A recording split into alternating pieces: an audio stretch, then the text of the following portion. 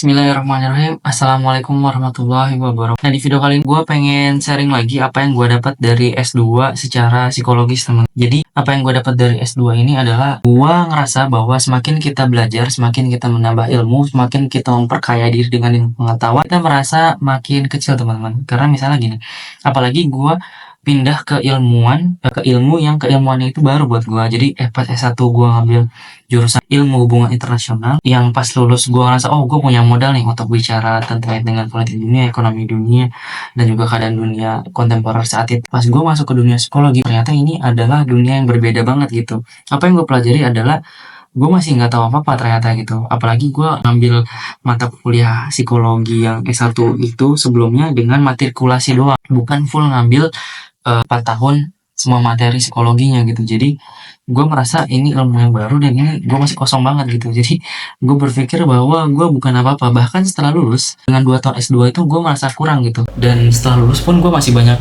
baca-baca terkait dengan psikologi gitu, entah variabelnya, entah fenomenanya, entah studi kasus kontemporernya dengan kasus-kasus yang berjalan sekarang. Dan psikologi ini menurut gue adalah ilmu terapan yang kita temui sehari-hari gitu. Bahkan kalau misal kita nggak berinteraksi dengan orang, psikologi ini sangat relate banget dengan gitu. Kita bisa memahami kita sendiri dengan psikologi. Dari situ gue belajar bahwa gitu sombong, gue nggak pantas untuk merasa lebih tinggi dari yang lain dengan gelar S2 gue gitu bahkan. Jadi di sini sangat membuka wawasan gue terkait dengan bagaimana gue memandang seseorang. Nah, apalagi di psikologi kita diajarkan untuk melihat segala sesuatunya dari helikopter view gitu. Kita tidak diajarkan sangat tidak diperbolehkan untuk menjudge orang. Bahkan kalau misalnya teman-teman itu sebagai konselor atau yang ngambil profesi sebagai psikolog, judgement itu dikesampingkan banget gitu. Jadi kita menilai suatu fenomena dengan objektif dari berbagai macam sisi.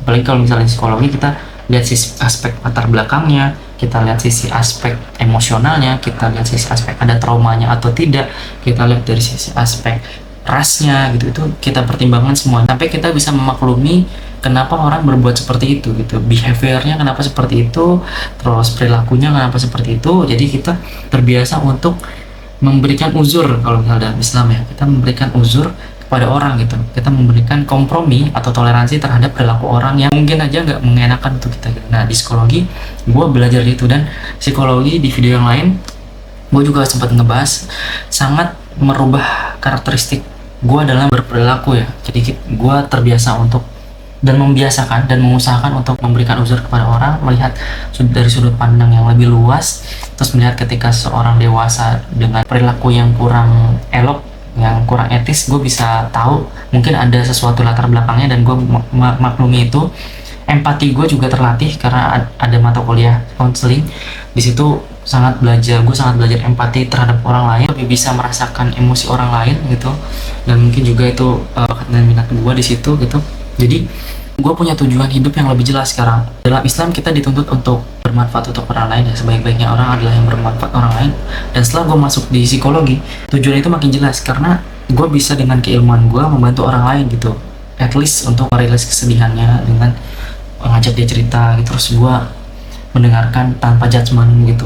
Itu mungkin akan membuat orang lebih nyaman, lebih lega, atau lebih bisa ikhlas terhadap masalah-masalahnya gitu. Dan mereka juga bisa terbuka kalau misalnya masalahnya itu gak seberat apa yang mereka pikirkan. Nah, di psikolog itu mengajarkan gue untuk itu, dan gue bersyukur untuk mendapatkan itu semua gitu. Dampak dari itu adalah gue lebih menghargai orang lain pastinya, karena orang lain punya masa lalu yang berbeda-beda. Apa yang dia lakukan sekarang itu juga mungkin akibat dari masa lalunya, dan kita harus bisa menerima itu, memaklumi itu gitu. Jadi kita bisa memberikan uzur terhadap orang lain, yang pada akhirnya juga gue bisa menerima diri gue sendiri. Gue berusaha untuk tidak apa direndahkan orang lain, tidak apa-apa untuk diremehkan orang lain. Yang penting orang lain nggak sakiti oleh gue gitu. Dan di psikologi juga diajarkan untuk memanusiakan manusia, yang mana di zaman modern sekarang sangat individualis, sangat egosentris, itu sulit temui gitu. Dan gue sebagai dosen sekarang, gue memanusiakan mahasiswa gue gitu, walaupun misalnya umur jauh lebih muda, secara hierarkis juga jauh, tapi gue ingin menghilangkan hierarki itu gitu. Gue pengen semuanya egaliter, semuanya sama. Yang membedakan adalah tanggung jawabnya. Mereka tanggung jawab belajar, gue tanggung jawab untuk memberikan ilmu yang gue tahu semaksimal gue gitu. Oke, yang berikutnya yang gue ambil pelajaran adalah gue mengerem untuk melakukan sesuatu yang di luar dari yang seharusnya manusia lakukan dalam norma-norma yang berlaku gitu, dalam etika yang berlaku. Gue ngerem banget untuk ngejudge. Misalnya gue ngerem untuk ngejudge, gue ngerem banget untuk melakukan sesuatu yang impulsif gitu. Gue ngerem untuk tidak menghakimi orang lain, tidak terlalu emosional gitu. Itu membuatku untuk ngerem gitu, karena status gue sebagai lulusan psikologi membuat gue sadar bahwa gue udah diajarin untuk lebih bersikap yang bagus, lebih bersikap yang elok, yang etis gitu. Karena di psikologi banyak banget belajar filsafat, yang mana di filsafat ini adalah ilmu yang mencari kebijaksanaan. Jadi gue dipacu untuk terus bijaksana gitu dalam prosesnya ya, walaupun gue akui gue masih kekanak-kanakan dan masih jauh dari kata dewasa, tapi gue mencari kebijaksanaan itu gitu.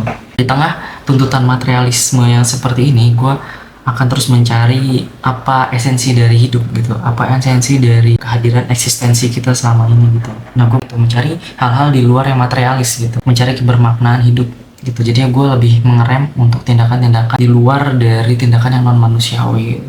Nah, berikutnya adalah berintegritas. Jadi gue sangat berusaha untuk berintegritas, bertanggung jawab terhadap tugas yang dilakukan. Karena bukan dari psikologinya doang, tapi dari S2-nya. Karena di S2 untuk belajar mandiri, dan lo dapat apa yang akan lo dapat hasil dari apa yang lo usahakan. Jadi integritas di sini sangat-sangat terlatih ya, apalagi dengan sistem yang menganggap lo sebagai orang dewasa yang sangat bertanggung jawab penuh atas diri lo diberikan kebebasan untuk mengatur diri lo sendiri gitu. Jadi kalau misalnya gue mau lulus cepat, gue mau menjadi lulusan yang baik, ya gue harus berintegritas, gue harus bertanggung jawab terhadap tugas-tugas yang diberikan ke gue. Nah, itu mungkin beberapa faktor aspek psikologis yang gue dapat setelah gue mengikuti S2. Jadi pola pikir orang yang lulus S1, mungkin gue ya, pola pikir gue saat lulus S1 itu sangat berbeda jauh dengan pola pikir gue saat S2 gitu. Karena pada saat S2 kita bukan belajar tentang substantifnya ada, tapi kita belajar lebih ke arah kehidupan, dan pola pikir kritis kita akan sangat-sangat lebih diuji pada saat kita S2 gitu. Nah, itu mungkin beberapa pengalaman gue terkait dengan apa yang gue dapat setelah S2, apa yang gue pelajari setelah S2 tentang kehidupan dan esensi kehidupan itu apa. Dan video ini bermanfaat bagi teman-teman. Kalau misalnya dirasa bermanfaat, silahkan klik like, share, dan subscribe. Dan juga mungkin bisa tulis di kolom komentar terkait dengan apa yang teman-teman rasakan setelah S2 atau yang saat ini sedang S2.